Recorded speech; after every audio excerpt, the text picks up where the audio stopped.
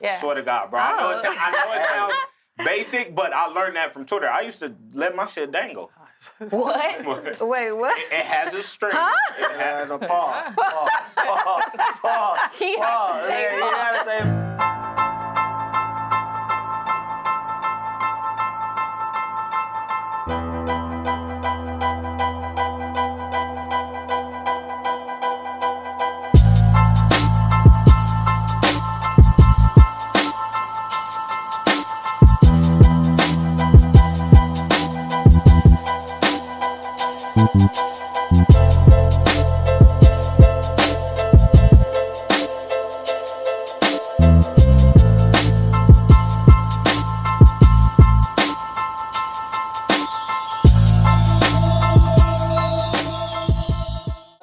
You feel me? I'm all for the wins. Come on now. Hey, man, it's a good day. How y'all know I didn't lie about playing and I just whoop everybody You ass? finessing? Okay, we finna see. Man, I don't know how to play it. I'm just down women are the here. greatest finessers on this earth. Not said it. too much.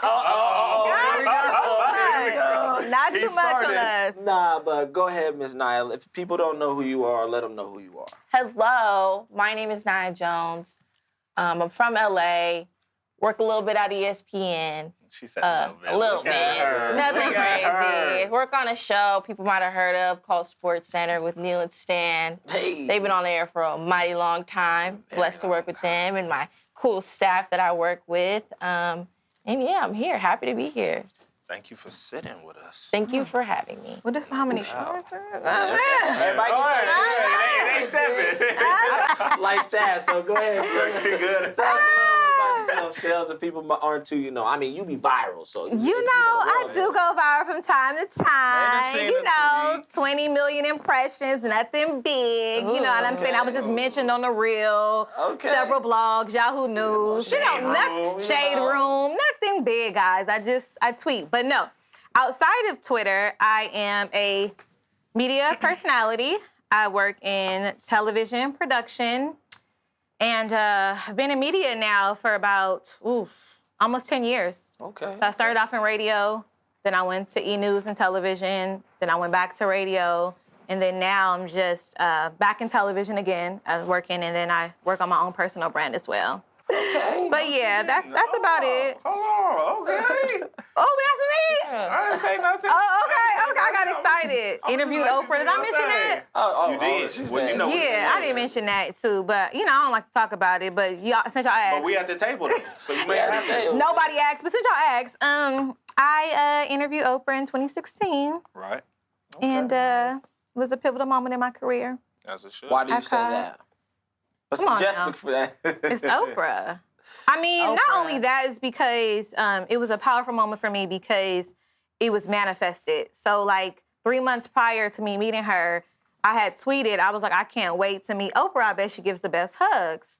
Oh. 90 days later, I interviewed her, and we hugged. And it was Was it a magical hug? I was nuzzled in her bosom. What Okay, did she like smell like? she smells like Give an me, like- amazing perfume. Okay. She is so gracious, and it's like talking to your aunt. Like, she didn't want to stop talking to us girls. Like, she was just like pouring into us. She was like laughing with us, hugging. Like, it was no type of like politics or anything like that. She was just so happy to see like young correspondents on the carpet, and she was just sharing her journey with us. And we're like, can we get a picture? She was like, yes, come on. And it was a moment. Were so you I can. nervous? I don't get nervous around celebrities. That's hard. Okay. I just, personally, when you've worked with them so long, it's that you realize how regular, they are not regular people, but you get what I'm trying to say. Like, it's like all of us right here. We don't know the trajectory of ourselves in the next 5 years. Like, we could become those people, and like, we're sitting here having those conversations. It's the same thing. Like, they're very normal human beings. So I don't really get nervous. Have I got nervous before? Not with Oprah, though. I ain't gonna lie. I did an interview with Keenan Allen, right? That's hard. And I'm a former football player, so you would think it's easy. You know what I'm saying? Yeah. He, on their introduction, I said, all-pro wide receiver Keenan Allen for the Los Angeles Rams. Mm-hmm. He plays for Oh, the no. Chargers. I was just about to God. say. Yeah, I had that Wrong happen LA. before. I had that Wrong happen to me LA, but before. Him him and my cousin are close, so it was a funny moment. Yeah. You get what I'm saying? Yeah. So that's how I know, okay, let me relax. Yeah. And we went into it and was talking our shit. Yeah. I realized, okay, he's just a nigga just like I am. Yeah. You Yeah. get what I'm saying? So Yeah. it made it easier after that. Yeah, when that happens, it is very awkward. I've had that going. I had that happen to me before. I thought somebody was somebody else, and I was confident as hell. Like, let's say, like, you're MJ, but I said you was CJ. Like, I was like, CJ! So, ooh, and the person walked away. I think for me, like talking to like celebrities or famous people, whatever, I be talking to them like I talk to my mama, Yes. like I talk to my homie. So it's like, I just say anything, and then whatever happens, happens. I don't really care what people be thinking at this point, just because it's like you either accept what's going on or you don't. Yeah. You know? Yeah, So it's like facts. once you have that vibe, they feel that and they become more of themselves as if it's a interview, as if it's like somewhere where they don't want to be or they're not comfortable. They're comfortable with you because they feel that you're comfortable with yourself. So I think you get the best experience when you're like that within yourself. I do too. And what people fail to realize is they're just as nervous as we are because they don't know what you're about to ask them. They're not prepped. This is a carpet, you know? Facts. Like their publicist didn't send over a list of questions. So, and especially if it's like a celebrity surrounding any type of controversy or anything that's trending, they think you might come up to them wanting the tea or ask them something crazy. So, like you said, making them feel comfortable, it allows them to open up more. And they're like, oh, okay, you don't want anything malicious from me. You know what I mean? Yeah.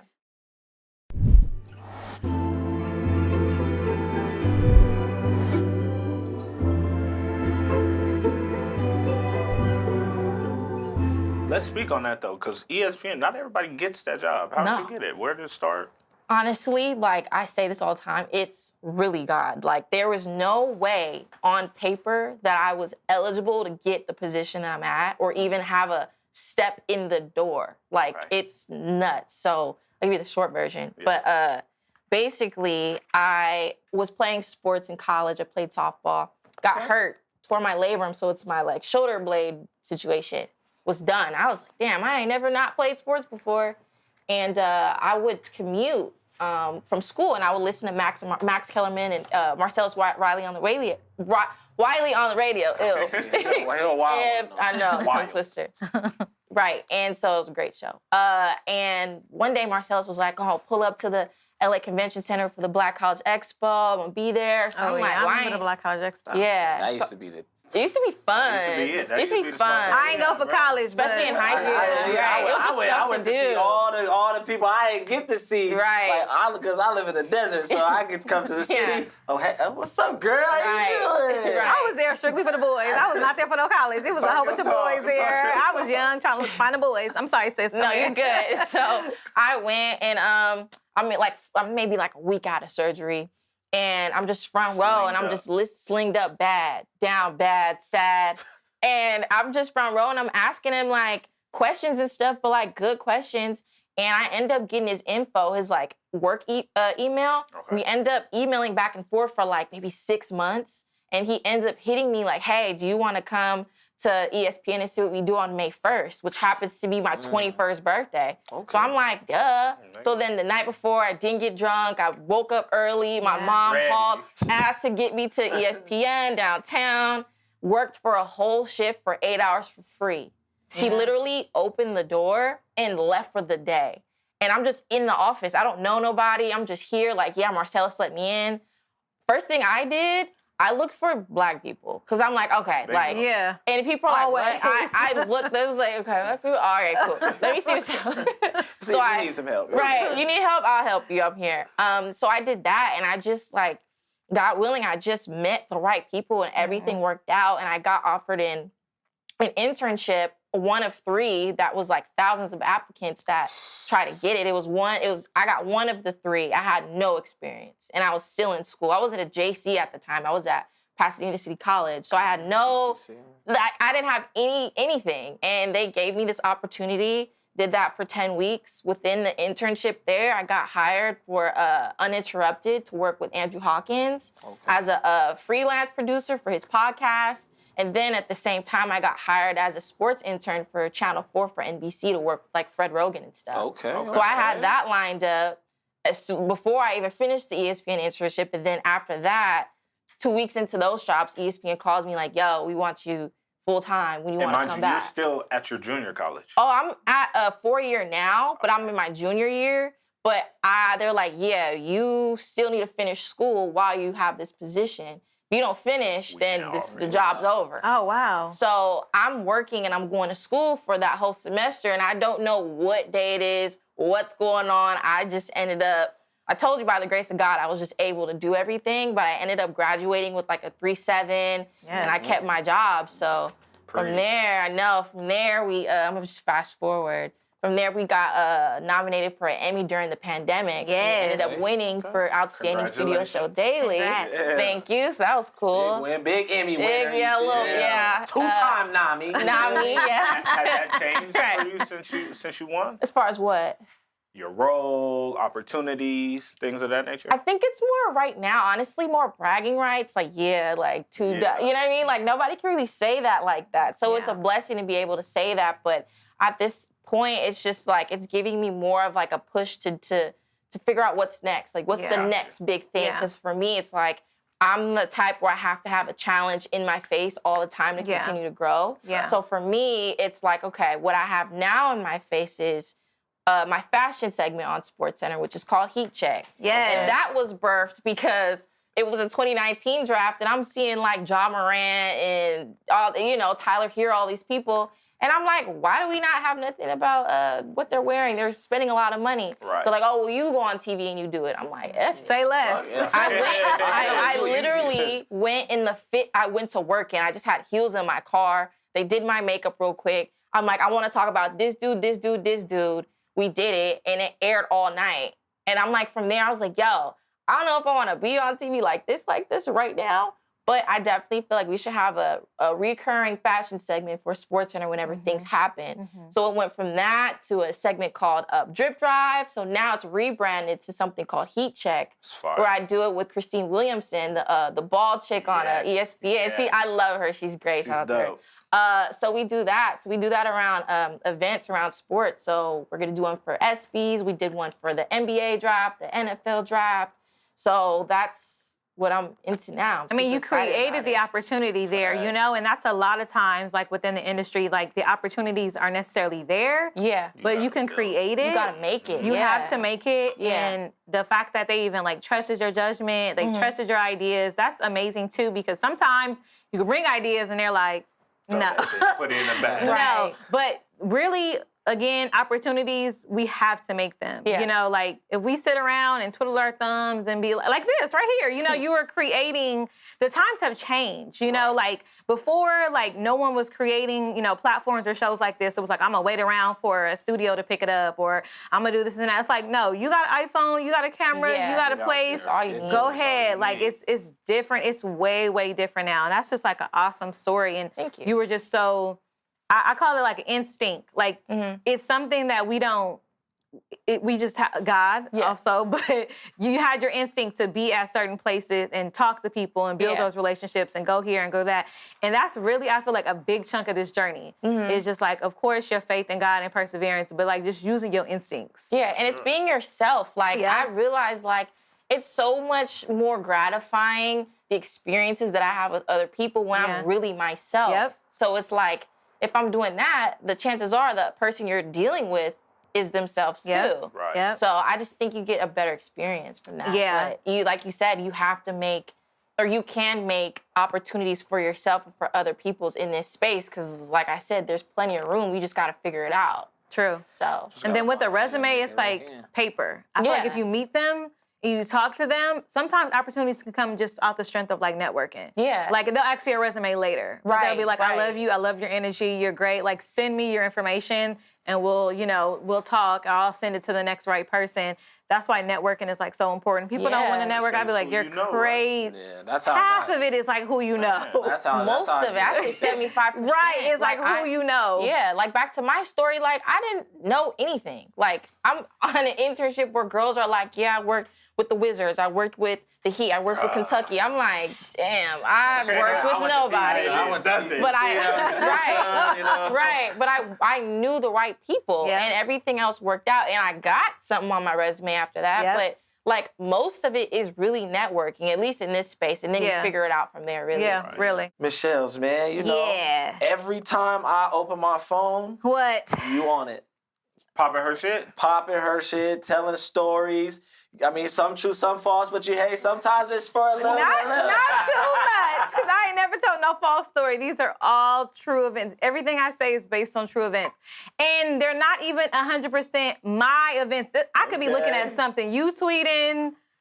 Hey, I could be looking at things that my friends are experiencing, things I personally experienced, and then I'll just talk about it. And you know what's so funny is because I tell people, like, people ask me the same question, like, oh, how do you go viral? And I'm like, I don't know. Like, I'm literally tweeting things that I think about, that are funny, that are relative, and, you know, people just seem to, like, stick to it. So it happened to me one time, and then it kept happening to me. And it's so funny because people would come up to me and be like, oh, like, are you a writer? And I'm like, no. And they're like, but, you know, like, you're writing really amazing things on Twitter. And I'm like, but that doesn't make me a writer. That just makes me like a tweeter. And they're like, no, I think you should really look into that. So then I started getting into, like, comedy writing and, like, writing jokes for people, like, on television. Now, the thing about that business is, like, it's like a thankless job because it's not like something where you're like... You're going to get super credit. No, not at all. But you can. You know, it's like we all have to start somewhere, but...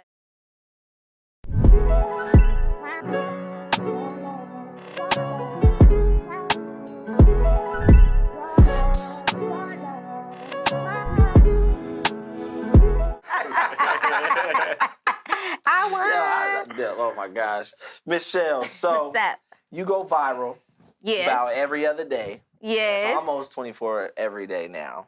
So almost. Damn. Like how do you deal with that? And I have a tweet that we're gonna talk about, but like, how do you deal with that?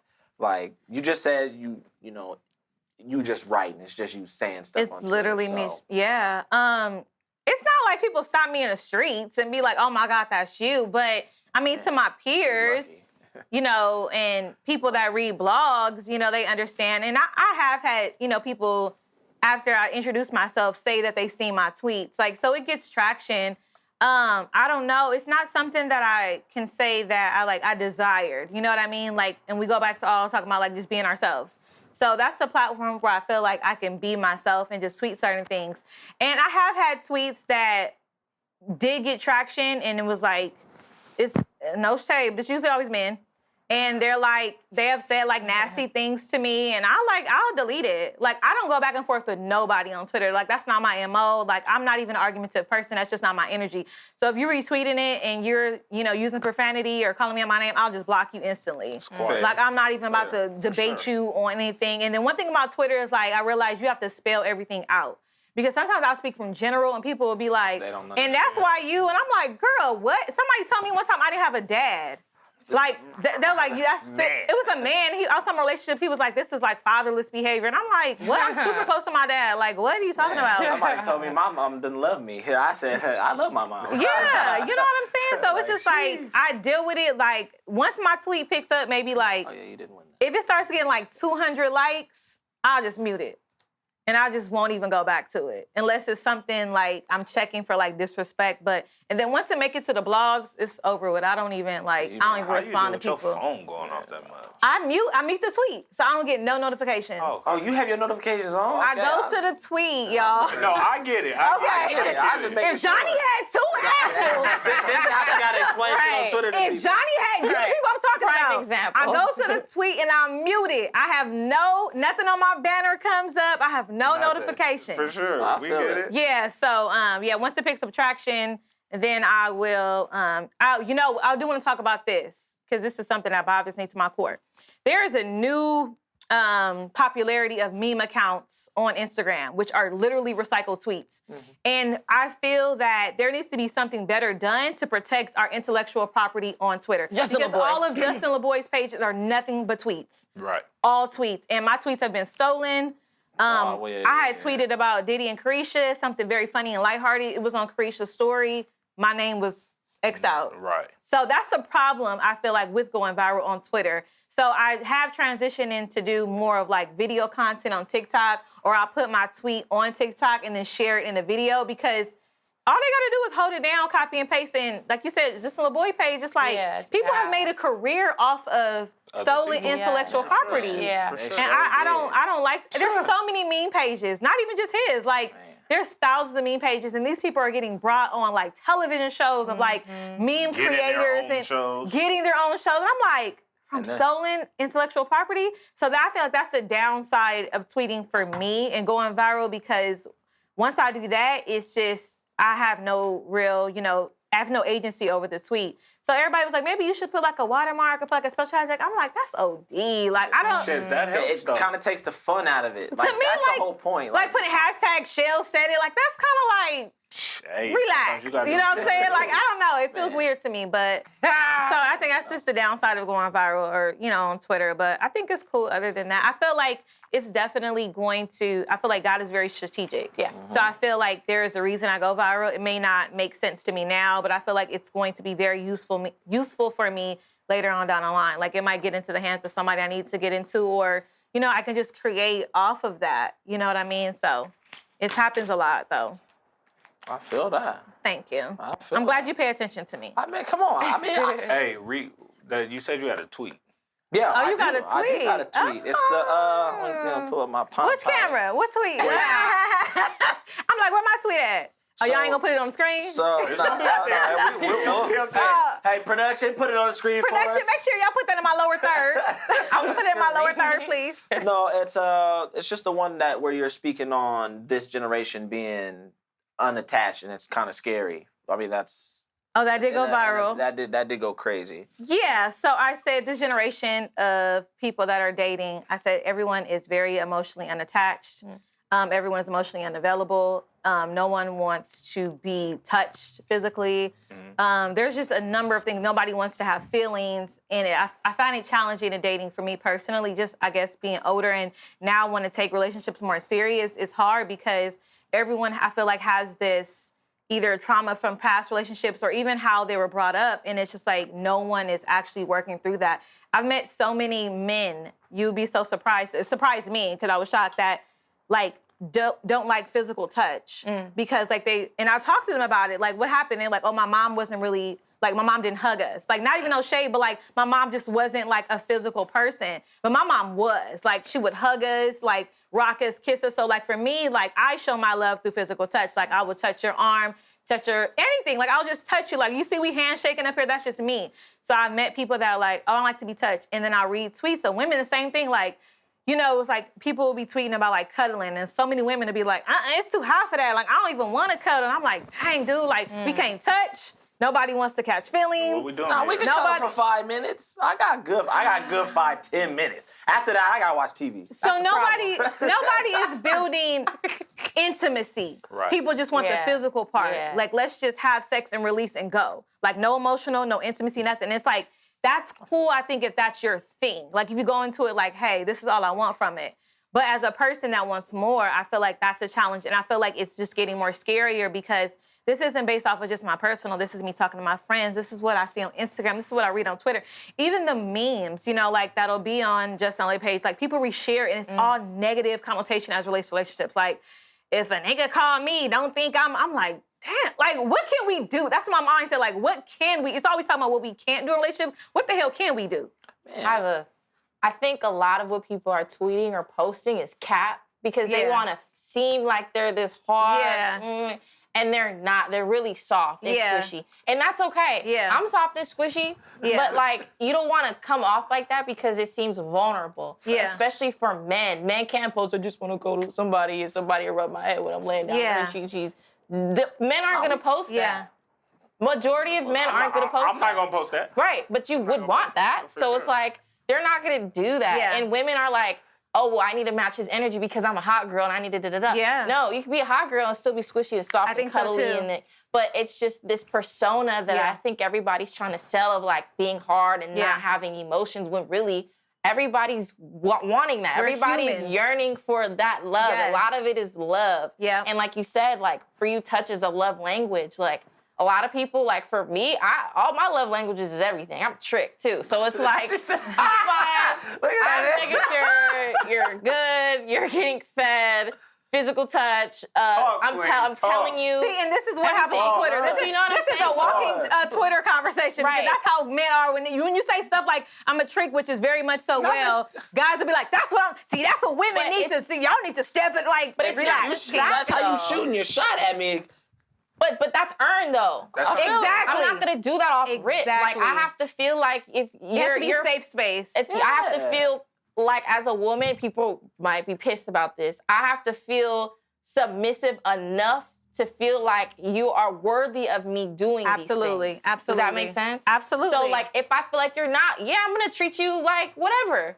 But if we're to that point where I'm emotionally secured, physically secured, whatever, then and I feel it in me to do that, I'll do that. But that's because the security was provided for you, and that's the part that most men miss. Right. Like women. Keep going. Emotional security, you know what I mean? Physical security, emotionally, mentally, spiritually, all of that. It's nothing wrong with being domestic for your man, cooking, cleaning, cuddling, doing any of that stuff, but have you created that safe space for me to do that? Because then it's gonna feel like I'm the only one offering up effort. I'm the only one. I'm providing you emotional security. You can walk out the door and be like, I know my girl loved me. Right. But if I can't walk out the door and feel that same way, there's an imbalance there. Exactly, and that's where the problem is, and that's where you try to get the gratification from other places. Yes. That's why people cheat. Thank you. No, that's why y'all cheat. I said people. Not too much. Not too much. I said people, but you get what I'm saying. Yes. Like, if I feel like I'm confiding in you and I know my secrets are safe and I'm telling you my emotions and they're reciprocated, then you earn some shit. But if not, then it is what it is. So whatever. If you tell me your secrets, but I don't tell you secrets, that's not a disconnect. That's a disconnect. We're not on the same page. Why is that a disconnect? So let me tell you this right now. Back to cheating really quick. Yeah. Men cheat off the pure sport of physical. Well, for the most part. Women cheat emotionally. Yes. So if your woman is cheating on you, let's say she haven't had sex with that man yet, and she's just calling him every day, he's checking her day, she's halfway out the door. She's cheating bad. No, she's already out the door. She's out the door. I think it depends on I agree. I'm not disagreeing with you. I just think it depends on the woman too, though. What do you mean? I'm with you. I think when you picking up what he put down. I think it just depends on the woman because it can be also like a product of her environment. What part of Sounds the cheating? It's hard for me to word it. And I'm trying to make sure I use my words correctly. I'm sorry, cheating or the emotional security part? Cheating part. The cheating part. I feel so if she's seen her daddy cheat, you think she's gonna cheat? It could be shit like that. And try again. Next caller. Wrong. No. We're saying in general aspects, like before, let's say in retrospect, if I want to cheat on my dude, before I get physically have sex with somebody else, right? Yeah. I'm gonna be talking to him a lot. Absolutely. You're gonna feel like there's an emotional distance between us two. If I'm on the phone with this dude and I'm talking to him, that's gonna be the exit. I'm already emotionally out. But let me tell you something. They're not even gonna notice that you've exited out because men don't even pay attention to stuff like you being distant. It depends. You can cheat on it. Notice that. I know. You go walk in the house, walk out the house. I'll see you later.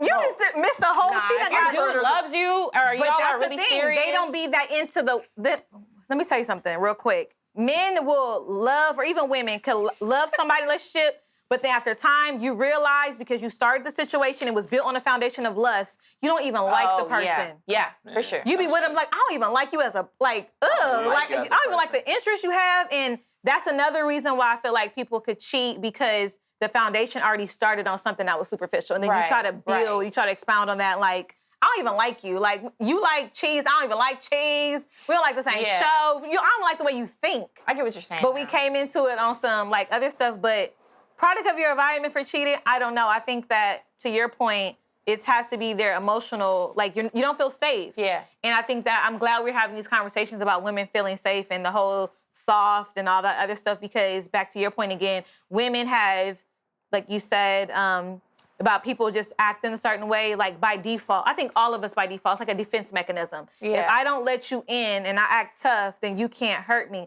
But the problem with putting a wall in is that nobody can love you either. Right. Nobody can hurt you, but also nobody can love you. But so what you want to do? That's the risk of love, though. Yes. It's the risk of getting your heart broken, but the hope that you get it. So that's fake. But though. why? Yeah. But why take that risk with multiple people? Because multiple people. What do you mean at once? I mean, in your lifetime because span, that is life. How could we not learn and grow if we do not take these risks and be with people? How do I learn about myself? If I'm with you, right? Let's say you're my boyfriend. And then we break up. I learned, dang, I don't like this. I don't like that. This is what I'm actually looking for in my next situation. I thought I liked this. If we never experienced that, how are you evolving in love? Because not Take it a step everybody further. comes with How that. are you going to show your children a certain amount of love if you don't even want to experience it on a personal level? That's a different type of love. No, it's not. Why it is Because not? his kids are going to come to him one day and Okay. ask him and talk to him about love and their partners. And how are you going to respond if it's something that you strayed away from your whole life? Good point. I understand that. But I think when it comes to, Don't get me and outside of my own experience, Yes. like I think that when it comes to a parent talking about love, Yeah. that parent can only talk about their experience of how they've had it. Amen. So I can't I use myself as an example. I can't tell my son, hey, bro, I know what it's like to, just be a lover my whole life. No, I understood what it was like to be a woman man, then to understand how the world really works. And now I'm where I'm at as an adult. So I give him my experience on how I do love. I don't just give out my love to everybody. I just don't give out my essence or my company just to anybody. So if I'm dealing with you in a certain capacity, I'm only going to give you that. It's not a fear to be vulnerable, which I do have, which I would never stray away from saying that. Yeah. I don't want to be vulnerable with anybody if I don't have to be. Yeah. But at what point do you choose that path? And for certain women, 5, hi guys, it's like that. They're all friends. They're not like my women. They're married. Hi, how you guys? Husbands I was and like, everybody. Yeah, But it's like that. Like for those 5 women that I truly loved, like I told them my secrets, the things that happened to me. Yeah. You don't really want to try. Oh, I got a girlfriend. I want to tell this girl that. I don't like to give my information out to everybody. I understand that. But I'm saying is, you made a point. Because you have experienced certain things, you are going to be able to talk to certain situations with your children. But I think that as humans, we are brought here to love. We're here to share love to others. And I think that love or relationships, mistakes or relation slips, as I like to say, these things help us evolve as people. You can't get to a certain level in life alone. You only could be isolated for a certain period of time. And I think that it's very popular, to your point, to act tough and to act hard. But I think at some point, people are going to need each other. If you look at the world, the pandemic, the stuff that's going on outside, we can't do this life alone. Find your person at your own pace and really lock in, because life is going to happen. Your parents are going to one day pass away if they haven't. Something's going to happen to you physically. Something happened to me physically. So this month actually be the 11th year anniversary. I was hit by a car. So I was on the 91 freeway. I was driving my car at the time, and it started fishtailing. It started doing this, going to the side like a fish out of water on its own. I could not control it. So I slowed down because I was scared. I was in the one lane in front of the carpool lane. So it started going small, then it went big, and then eventually hit the carpool lane wall, right? I'm literally pulling the steering wheel this way. It's still going that way. Hit the carpool lane wall. This is the carpool lane wall. My car is stuck out here like this. Like a T-bone. So like a T-bone, right? I was following my ex-boyfriend at the time. He had pulled over ahead of me because he saw me hit the wall. So it was 1 o'clock in the morning. I got out of the car because I didn't want to be stuck on the freeway. Soon as I got out of the car, maybe 3 seconds later, a car hit me, threw me 9 yards down the freeway. Damn. So I was physically hit and tossed. So I made it down. The car didn't see what was going on. It was picture y'all driving late night coming from somewhere. You in a carpool lane. You're not expecting a car to be out. You just 1 a.m. You probably doing the police report said he was doing 90. So you trying to get home. What? Doing 90. So you trying to get home. I heard him. So as soon as I got out the car, because my airbag deployed, I seen smoke. I got out. I can hear the tires go, skirt, but it was too late. And it was just, boom, hit me, jolted me down the street. So in that moment that I was jolted, the little brain capacity I had, I said, I died or I'm dying. I just remember saying that. I was like, I'm dying or I died or whatever. I was on the side of the freeway with my legs. I was on my back and my legs were twisted like a pretzel. So my pelvis was completely separated and my whole left side was broken. So I could just remember praying on my back. I'm just like, Lord, I'm like, just let me be able to walk. That was my only prayer. Like, I was just praying, please don't let me die here and let me be able to walk. So I'm so far from my car. I see my ex-boyfriend run to my car. He looking in and he cannot even find me. I can't yell or nothing. He like looking around like, where's she at? So he runs to me while he stops the man. I hear him cussing the man out. I'm like, it ain't time for that. Like, oh God, we'll worry about him later. Right. He cussing the man out. He comes to me. He called 911. This lady come put a blanket on me. Long story short, so I was in the hospital for a month. I was in ICU for 7 days. They didn't know if I was going to be alive or not. I had a instant surgery. It was surgery 8 hours. I had 2 doctors, a hip specialist and a leg specialist. My blood pressure and my heart rate was over 200.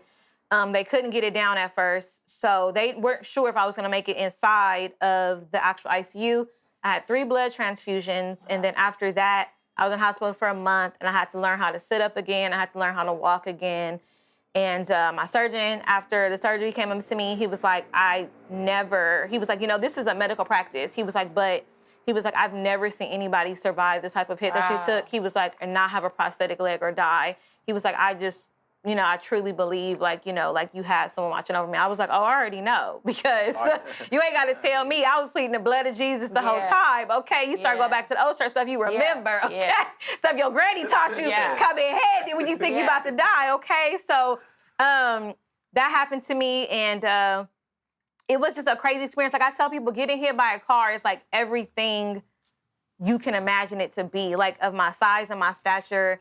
And my pelvis was set. He said, typically when people crush their pelvis, he said, they die instantly. He said, because it's connected to so many organs. Wow. Right. He was like, it was separated. So my pelvis, I have a metal rod that keeps it together. I have a metal rod in my femur bone, which is in my thigh. And then I have pins and plates in my needle. And yes, I can go to the airport. People ask me this question all the time. So you go to the airport, do you get stopped? I'm like, no, it's inside of my bone. It's not that tight. But once you go through so learning how to walk again and sit up again, like the stuff that we take for granted, like just how we sitting here now, it was like a struggle for me. Like I would sit up from the hospital bed and like You're just here now, though. fall.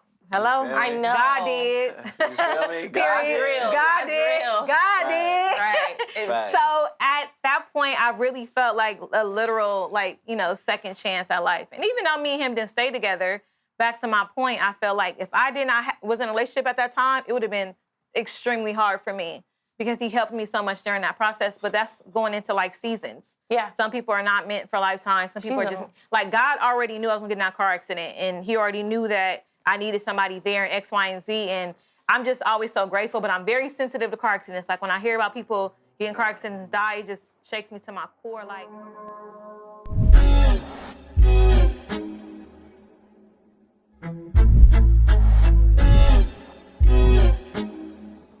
So ladies, it's gonna go to both of you guys. So if there's somebody that wants to know how to get in, what would be your one tip? Get in where you fit in. No, I'm just playing. You gotta, for me, it's starting your own lane, meaning like, okay, you want a podcast? Cool, do that. If you want to be on TV for ESPN, guess what you gotta do? You gotta go, if you're in LA, you gotta go in front of SoFi Stadium and talk about something having to do with the Rams. Even if it's something that's already happened, get your practice in. Okay, you can DM somebody on the Rams who's on the practice squad and get an interview. Oh, you want to do something cool? There's ways to do that and have a resume. So when you're ready for the ESPNs, for the Fox Sports, for the NFL networks, whatever, you have something to show for. Yeah. Especially if you're in school, you want to have that set before you even want to step foot into a place like that because you already have a lot to show for. So I just say just start now, whether that's you're out of school, in school, thinking about it, do it. So then that way you just can get better and better, and then you can watch yourself and give yourself critiques and do that. But just do that, be yourself, understand that you are enough, and understand that, there's room for you. You just have to make it. Yeah, Facts. I love that. What about you, Miss Lady? My Drop thing, a gem. I went, I'm a little older, so I went a different route. I had like a million interns, but my advice has shifted from that because like you said, you can create your own now. So for me, I think it's build relationships. Yes. And I cannot stress this enough. Too. Genuine ones. Don't build it because you want an opportunity, because you see, you work at ESPN, like, oh, I'm gonna be a friend now because I want to get in ESPN. People could feel that. People could know that. If you build genuine relationships with people, you never know. I build a genuine relationship with you. You like, hey, girl, there's a spot open at ESPN. I think you'll be a good for it. Based off of your point, you've already done the work. I see that you're actually a correspondent. They're actually looking for somebody. I want to bring you in. Right. And that's off the strength of just building with somebody. So build the relationships, do the work, and make sure you really network and prepare yourself, because I can't assist somebody or throw you a lob based off of work I haven't seen you've already done for yourself. And you just want a lob off the strength of like, this is what you want to do because that's my name on it. Exactly. So if I'm bringing you in, I have to know you already doing the work. Exactly. So I think by building those relationships and preparing yourself for the opportunity is what's really going to help you get inside. And having your shit together. Like, you're not about to embarrass me if I put you on something. So I have to feel confident enough to put you on because my name's on the line. So say it again. My name is on the line. I've worked hard for it. So you gotta be the part. People think that this is easy. It's definitely not easy. It looks easy because of social media, but... Yeah, but I mean, people forget that we got to really put the work in. But ladies, you kind of won. Oh my God! You thought we weren't gonna win? But it's cool, you know. It's a seat at the table. These lovely ladies, Miss Niaya Jones, Miss Chellz. I'm MJ. I'm Sam Gundie. Hey man, seat at the table. We out. Thank y'all for sitting down. Appreciate grabbing a y'all. chair, all that.